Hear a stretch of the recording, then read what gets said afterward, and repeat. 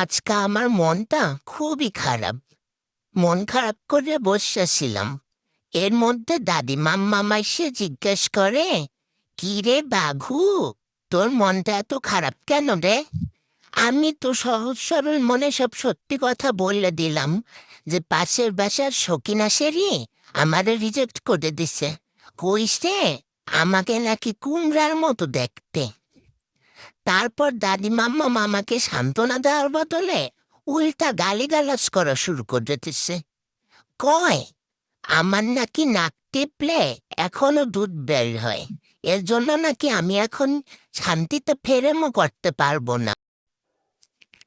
তারপর দাদি মাম্মাম যে বলল, তা শুনে তো আমার রাতের ঘুমই গেছে হারাম হইয়া। আমারও নাকি আব্বুর মতো কয়দিন পরে খাসি বানাই দেবে। তাইলে তো সকিনা সেরি ভালো, আমারে তো মেথরপত্তি বিলকিসও বিয়ে করতো না, দেখলেই লড়ান দিত। এখন আমার কি হইবে?